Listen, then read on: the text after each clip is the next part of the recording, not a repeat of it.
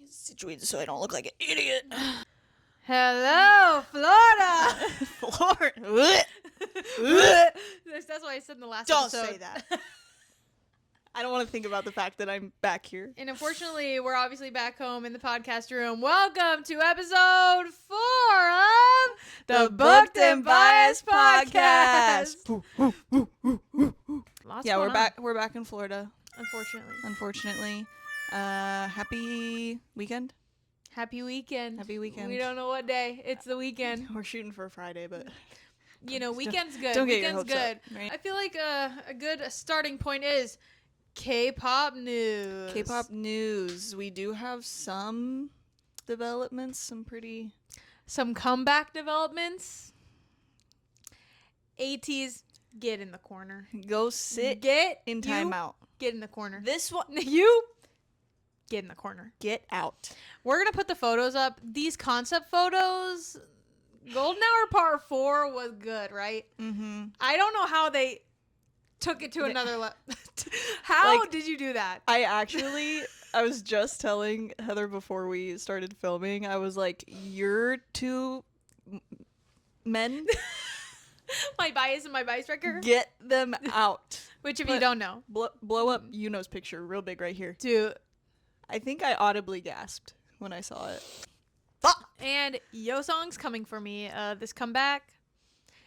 Ty's turn was, last comeback? Yeah. Now it's my turn. And I was like, It's my turn. Now it's Yo Heather's Song turn. is coming for me. And probably in the next 2 episodes, we'll probably have something to open. yeah. So you'll get to see that firsthand. Mm-hmm. Oh my I'm gosh. really And excited. they are putting out a keychain. Oh, yeah. So that's kind of cool. You know, I don't think they did that. you guys know we love a keychain. Yeah. I'm like, I do love the K-pop fans. We love a keychain, I right? actually have so many. This one's pretty cool. It's cute. It has the little SoPro cube. We don't really know a lot of the lore. Maybe Yeah, we'll do we a lore still- dump episode. Yeah, I think we should do that because Yeah. there's like a lot to unpack. We should do it with P1 Harmony too because Yes. we've never seen their debut movie like in full, so we should like 100%. to that. 100%. So ATEEZ come back. What's the date that it comes out? Is it June? 26th. Okay, June 26th. 26th. So not this week, but next What day of the week is that? Friday. Oh fuck! I know, right? You gotta take off work. I can't be there. My boss needs to understand I can't work on comeback day. If there's a comeback day, I'm not gonna be there. I can't be there. You know what? If it's Stray Kids, though, I'm asking for it off. For I'm not sure. going. I'm not going. Like, what? For You people are sure. crazy. You buy it all. Because we did that with Karma. Karma was Or no, our Do It. first. No, we took the day off for Do It, but Oh, I yeah. mean, Oh, I you're mean saying for Karma. Yeah, we went to the store afterward. That was our first Stray Kids comeback Yeah. and our first comeback, like Yeah, I in didn't know. general, I since didn't getting get into K-pop. Yeah, we didn't really know. Also, had we no weren't idea. even like going into it to wanting to buy stuff too. Right? We were at just first. curious. We didn't know like What's the the vibe, culture Right? of like what is a photo getting card? these. Like, What is a photo card? What is that shit? So Karma was the start of our It was like. the start of something. So we like didn't take the day off of work. No, we we were were just like- like, we'll go after work. We found one thing, which One thing, and it was the clear clear vinyl vinyl. and which- I loved it. I still cherish it, but We did love it, but oh my gosh, I actually remember us coming here to Heather's house afterwards and opening that. I wish we filmed it. I will And we always didn't, regret it. I was right? like, oh, we don't need to film it. Because we had no idea that No, we were and at the time falling I was- down this I was rabbit making hole. BookTok TikTok, so like I wasn't even. I like was dipping my toes in K-pop TikToks. Yeah. But moving on, Moving on. in Stray Kids news, Hanji Sung has an ambassadorship. Everybody, woo! So now So all happy. 8 So happy. boys have an ambassadorship. I love that for them. It's Todd's, which Todd's, is yeah, I I hadn't heard I of don't it. know much about it, No. but I like it. Yeah, I do. I fuck with it. So yeah, And super the proud of photos- him.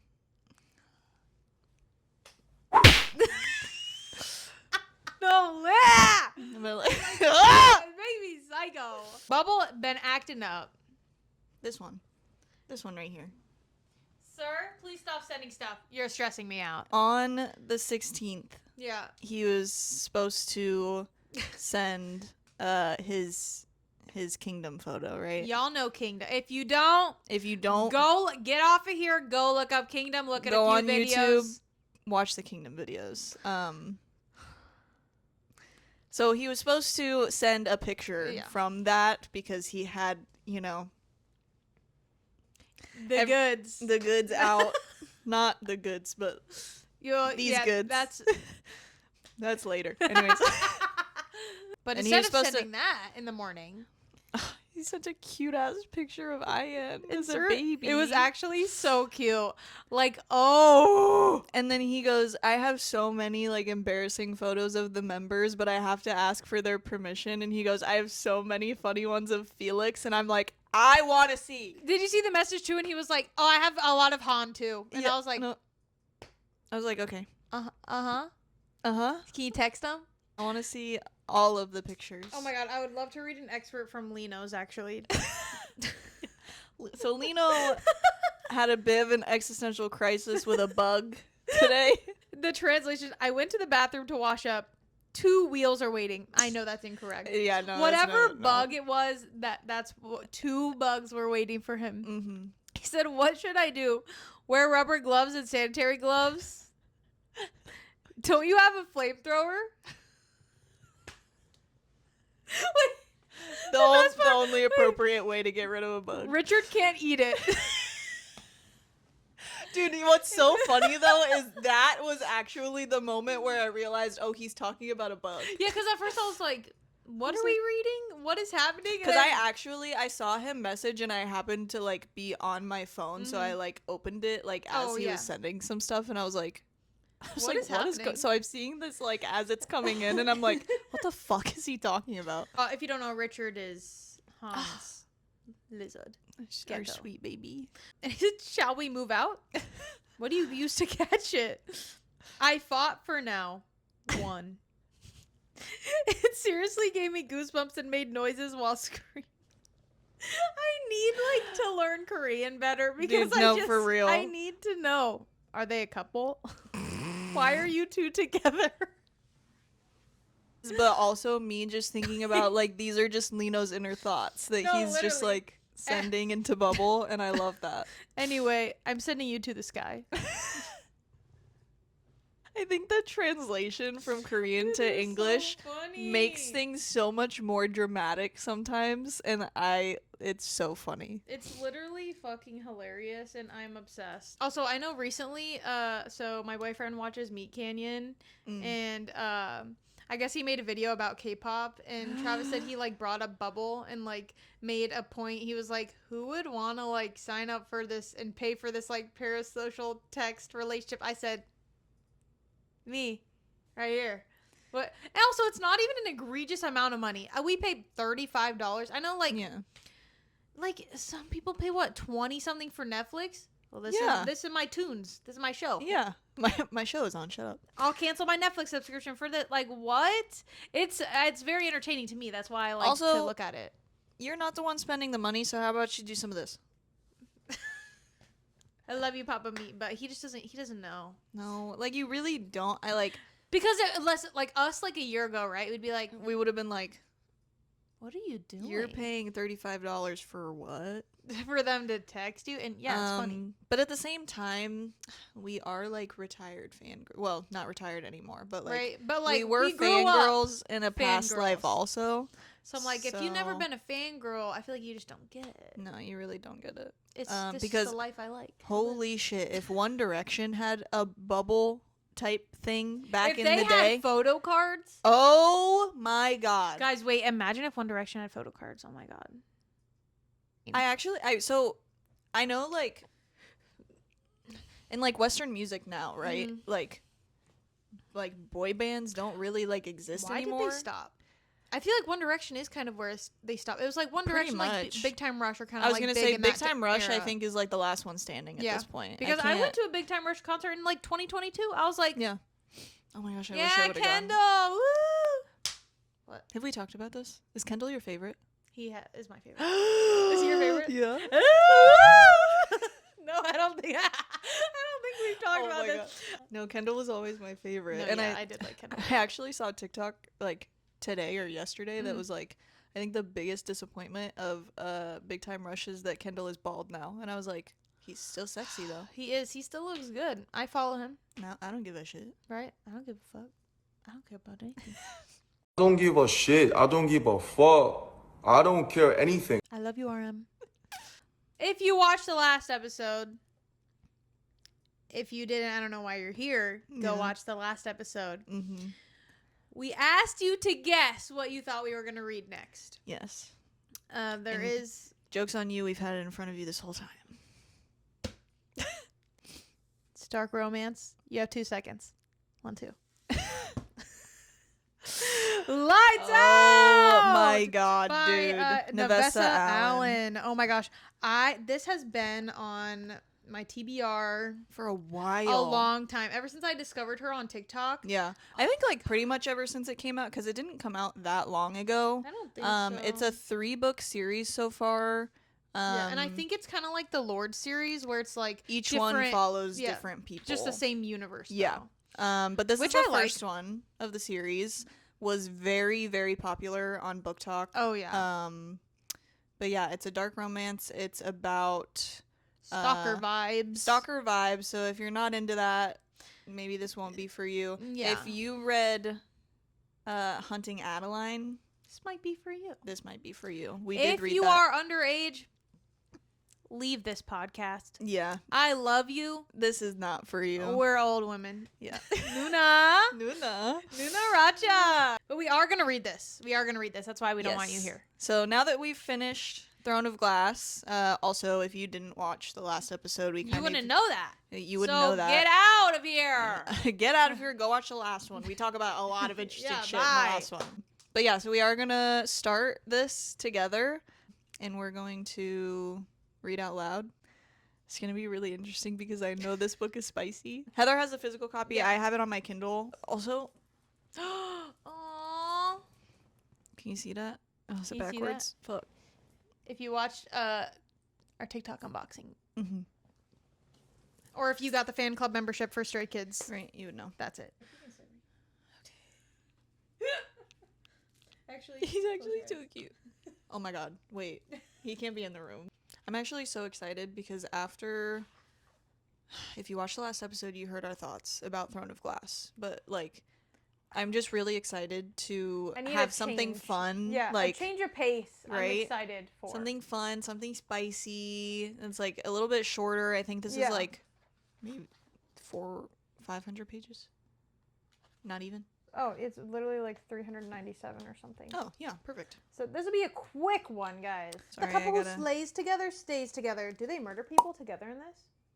We're about to find out. Predictions? I'm going to love it. Oh, and also read your trigger warnings, guys. If you're triggered by any of these things, maybe you shouldn't read this book or listen to us read it on the episode. Maybe just skip past. Yeah. Oh my god. Oh. Sounds like we're in for it. Yep. I actually think they put every single trigger they possibly could on this list. Hold on. Unintentional cannibalism. I was just gonna say that. Unintentional. Wait, I'm scared. Okay. Can we read this on here? What is breath play? I think it's like choking, right? Or like something of where you can't really breathe. Consensual dubious consent. I don't know what that means. I haven't heard that one. I like that hidden cameras is one, though. And then it says, for everyone brave enough to ride the handle. God damn, it's giving Haunting Adeline. It's giving Haunting Adeline. Pew-pew. And the knife. And the knife. Okay. Lights out. Also, I just keep seeing things about this Fred character. I'm pretty sure that's the cat. Yes. So I'm excited. That's really another thing that was really dragging me in. Right. Was the cat. There's a cat on it. Heather's in it. I'm about to die. All right, y'all. Strap in, grab a beverage. Chapter 1. Allie. The new girl wasn't doing too well. She was curled up in one of the cheap, uncomfortable plastic chairs when I walked into the break room, staring into space. Me too. Her scrubs were rumpled, messy bun slipping sideways off her head, blonde strands sticking out. Okay. Sticking out like she'd been pulling at her hair. Beneath the fluorescent lights, her skin looked waxy and pale. The 2 other nurses in the room were giving her a wide berth, casting anxious looks her way as if worried she was going to puke or pass out. Or worse, quit like so many others had. I'm about to. Over my dead body. We needed her, is probably what my coworkers say. I couldn't keep pulling back to back 15-hour shifts, or I would burn out. I took a deep breath and strode toward her, ducking down by her side, so if she did puke, I could dive out of the splash zone. Yeesh. She didn't seem to notice me. Not good. Hey, Brinley, right? I asked, keeping my voice low and calm. It was the same tone I used when speaking to sick children. She blinked and turned my way, her blue eyes glassy and unfocused, like she wasn't really seeing me. This was borderline shock. I would know. I saw it almost every shift in at least one of my patients. Damn it. She was totally gonna quit. Sorry, give me a second. I turned slightly to the side, keeping my eyes trained on Brinley. Blanket? The sound of shuffling feet told me someone was following the request, so I faced forward again and gave the new nurse my full attention. I'd gotten the gossip on her from another one of my colleagues. According to them, Brinley had been a nurse for 3 years and recently transferred from a smaller county ER. This was her first time working in a trauma hospital. Some people did just fine in normal ERs but cracked when they came here. We were inner city in a metropolis known for its sky-high crime rates. Not a shift went by where we didn't see the worst of the worst. Stabbings, rapes, gunshot wounds, abuse victims, survivors of horrific car accidents, you name it. God damn. Tonight had been especially rough even for me, and I'd seen so much shit that very little rattled me anymore. It could be scarring for someone new to a trauma center like Brinley, and I cursed her luck that this was her first unsupervised shift. A blanket appeared in my periphery. I took it without looking and wrapped it around Brinley's shoulders. She moved like an automaton? Sorry, I can't read. Put the word up here. I don't know how to say that word. I haven't seen that one. Automaton. Automaton. Arms jerky as she clutched the ends together and tugged it tighter. His chest, she said, so low I barely caught the words. The whole middle was just missing. All right. So she'd gotten the close-range shotgun wound. It was amazing the man was even alive when he arrived, and terribly sad because there was almost nothing we could do in cases like this. Too much of the heart, lungs, and other vital organs were shredded for someone to live through it. I heard he passed shortly after being rolled in. If Brinley had him, she would have gotten soaked through with blood. No wonder she was wearing different scrubs from earlier, and her hair still looked damp from having to shower it all off. There was nothing you could have done, I told her. She sniffled and her eyes finally seemed to focus on me. I know, but God, I don't think I'll ever get that sight out of my head. Oh my God, damn. Holy shit. I love how we were like, we want to move on to something more fun. Like, and then it goes, death, kill. In the first 2 pages, goddamn. Okay, I'm having a fun time. Yep, so fun. Anyways. Oh my God. The first line. Don't worry, tomorrow you'll see something equally dramatic and that will take its place. A dark part of me thought, but I would never say something like that out loud. Has anyone told you about the therapist? I asked her. She nodded. 3rd floor, right? And if you're on a night shift and need to talk to someone, there's a 24/7 call line. Well, that's good. Our hospital might overwork us, but it did an excellent job of prioritizing the mental health of its staff. We saw the same amount of daily trauma soldiers might face on a front line, and the burnout and PTSD rates were sky high because of it. I regularly spoke to one of the on-call therapists. It was one of the few things keeping me relatively sane while the healthcare system crumbled around us and so many people quit the field that we were becoming dangerously understaffed. Sounds like... I don't have the number for the call line, Brinley said. A single tear rolling down her cheek. Oh my God. Oh, poor This Brinley. was good. Tears I could work with. Tears meant she was already processing, and the risk of her going into shock was passing. Which locker did you put your stuff in? I asked. I'll grab your phone and add the number. 20 minutes later, she was back on her feet with her hands wrapped around a steaming mug of chamomile tea. I'd put the call line in her phone. She'd stopped trembling, and a little color was returning to her cheeks. Only one other nurse was in the room with us now, having replaced the previous unhelpful 2 from before. That nurse was Tanya, a trim black woman in her mid-40s who'd worked in trauma hospitals almost as long as Brindley had been alive. Tanya was my favorite coworker. She was great under pressure, had an excellent bedside manner, and knew more about treating people in emergency situations than most doctors we worked with. Right now, she was standing with Brindley near the window, talking quietly, one hand gripping the youngest woman's shoulder. I tuned in and out as I gathered mine and Brindley's stuff, trusting Tanya to know all the right words to use as she coaxed Brindley back from the brink. You did so well, I heard her say, and I'm not just blowing smoke up your ass to make you feel better. I've seen other nurses with more experience freeze up during nights like this, but you kept your shit together and did what you had to do. She turned to me. Back me up, Allie. I slung Brindley's bag over my shoulder and joined them. She's not lying, I said. You crushed it, from what I saw. And it's totally normal to break down a little afterward. All that adrenaline built up too high and your cortisol levels probably went bananas. There's no shame in disappearing into a miniature stress coma. I still do it too on really bad nights. Brindley paled. I thought tonight was really bad. Whoops, time to backtrack. It was, I said. I just meant I didn't see the worst this time. I think you and Mallory did. She let out a shaky breath. Oh, okay. Oops. Tanya turned back to her. Now Allie's gonna give you a ride home. Her shift is over too. Brindley looked between us, but my car is here.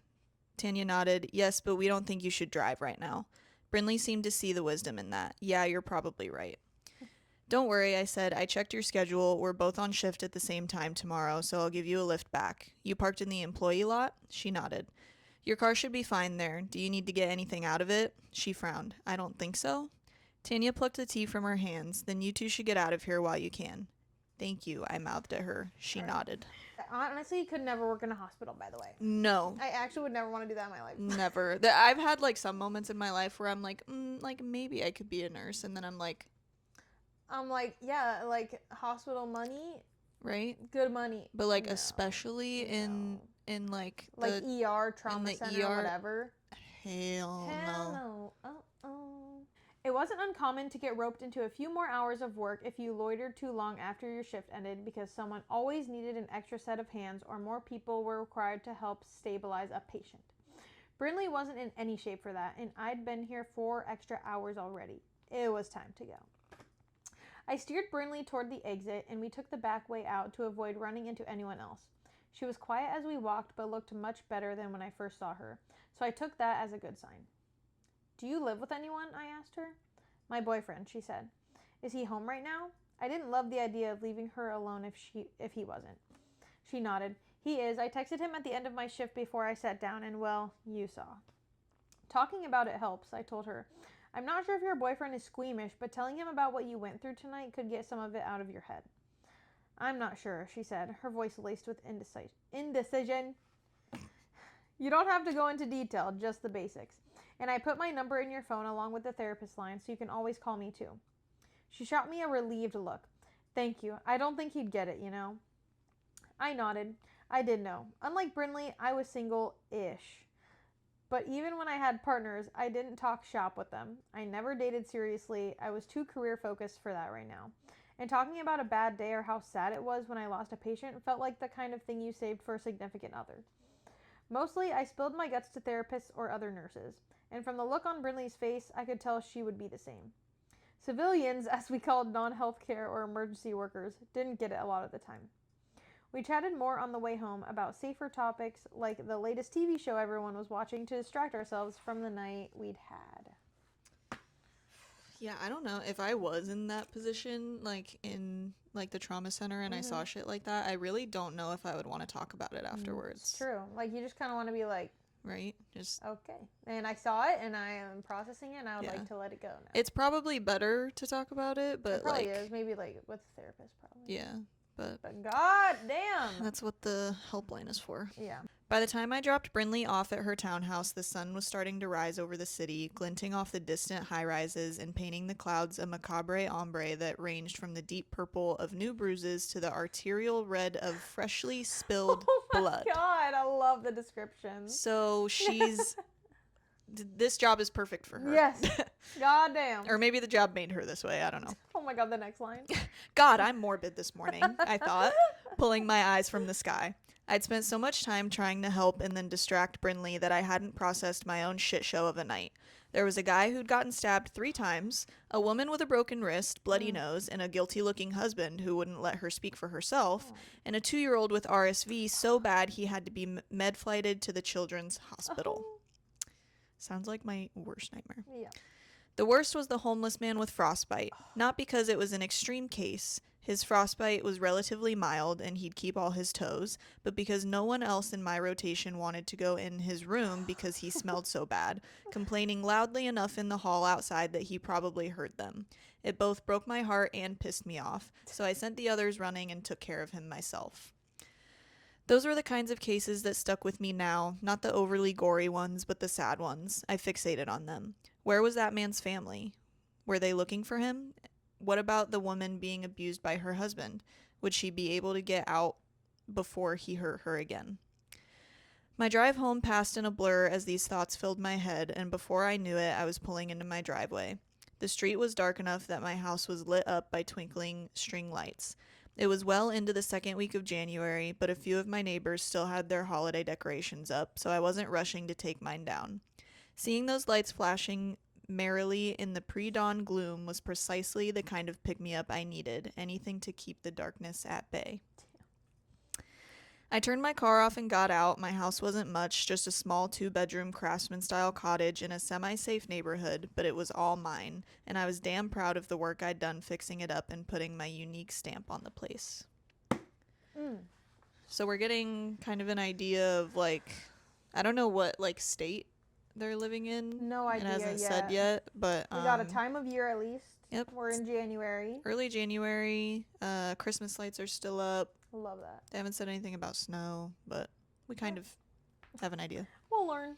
The siding was an antique pale blue-green. The trim was a warm white, and the small front deck looked festive and inviting thanks to the holiday-themed welcome sign and the Christmas tree that sparkled with tinsel and decorations. Inside, it was just as merry. I didn't have any family left that mattered, and decking my house out top to bottom in seasonal decor was how I distracted myself from the depressing fact that I either spent the holidays alone or working every year. A loud yowl split the air as I closed the door behind me and kicked off my shoes. Well, I wasn't entirely alone. I did have Fred to keep me company. Yes. Okay, so Fred is her cat. Fred's her cat. Oh my God, thank God. Allie's cat. He must have been fast asleep on my bed when I walked in because his yowling started farther away and then rose in pitch and volume as he raced toward me like an ambulance screaming down the highway. Man, he's loud when he's angry, I thought. If he kept this up, my nearest neighbors were going to start thinking I heard him. Oh my God, Fred, I said as my long-haired black and white cat raced around the corner. You're fine, I'm only a few hours late this time. I scooped him up when he reached me, turning him onto his back so I could bury my face in his fluffy belly. My mom called this fur therapy growing up. She'd come home from a long day of work, and before saying hi to Dad or me, she'd head straight to a cat and snuggle them until they started to squirm. It always made her feel better, so I'd done the same thing to Fred since the day after he showed up in my yard, a half-drowned kitten crying to get out of a storm. I didn't know if it was because he was so young when I started doing it to him, but he tolerated fur therapy pretty well, purring and making biscuits in my hair. I probably would have seemed like a lunatic to non-cat people, but I didn't give a shit. On principle, I didn't trust anyone who didn't like cats, so they'd never be around to judge me anyway. So, period. Also, since I'm reading on my Kindle, it shows you, like, when people highlight stuff. Oh my God, I missed that. I haven't read on a Kindle in so long. Over 8,000 people have highlighted that last line that said, on principle, I didn't trust anyone who didn't like cats, so they'd never be around to judge me anyways. Oh my God, I love that. I have a feeling that's gonna That's an come important up. quote. Yeah. Mm-hmm. I set Fred down once I'd gotten my fill, and he trotted behind me as I headed into my room to change. You'd think I'd be tired after such a long shift, but I was wide awake. Probably because I'd learned how to fall asleep at the drop of a dime, and I found somewhere to take a 5-minute power nap whenever there was a lull. The hospital had been weirdly quiet from midnight to 1, and I'd slept for a whole hour. Tanya told me one of the floor nurses, someone who worked on a higher floor in a specialty unit, had commented about it being slow when she came to pick up lab work, which jinxed us. ER nurses knew better than to say things like that. I showered, changed into the coziest pajamas I owned, poured myself an oversized glass of white wine, and snuggled up with Fred on my couch. Period. I had half a mind to turn on the TV and zone out for a while, but I hadn't checked my phone once during my shift, and those social media notifications were calling. Giving into the inevitable, I pulled up my favorite app and started scrolling.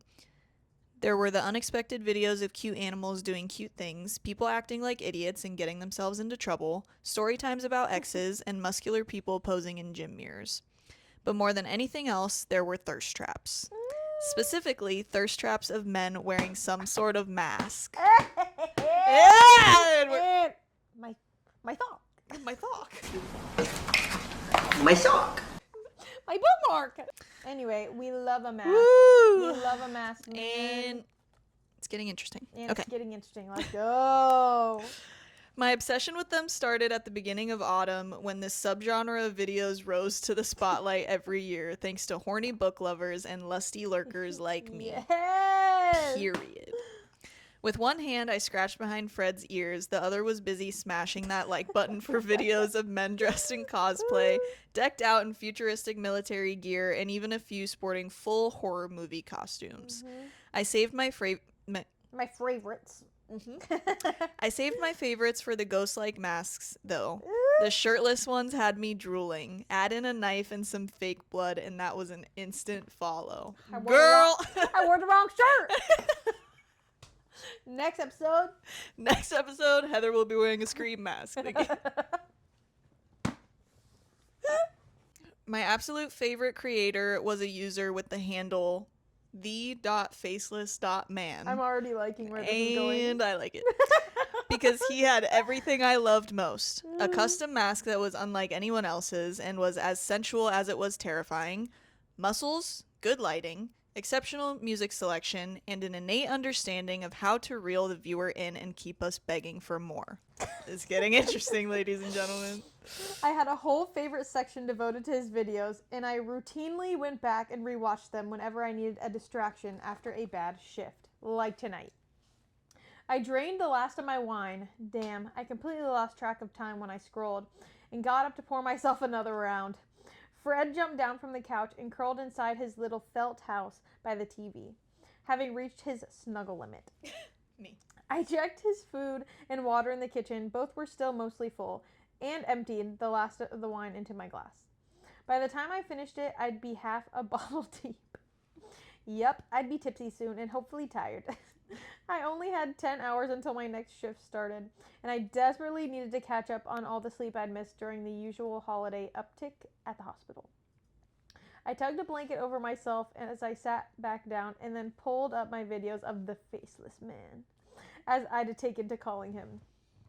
It was hard to pick a favorite, but if someone held a gun to my head and told me I had to, it would be the one where he was sprawled out over a couch, shirtless, his head resting on the arm, the scene flooded by red light.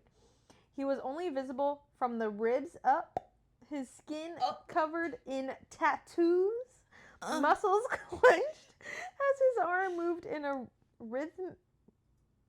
rhythmic motion.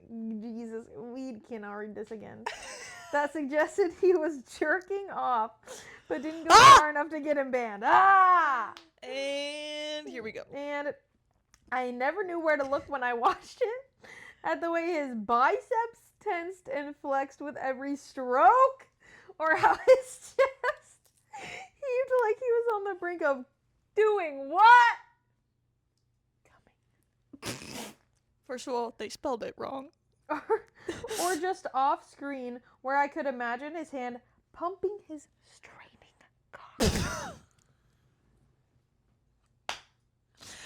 He started the video staring up at the ceiling. Toward the very end, he turned his head to stare directly into the camera.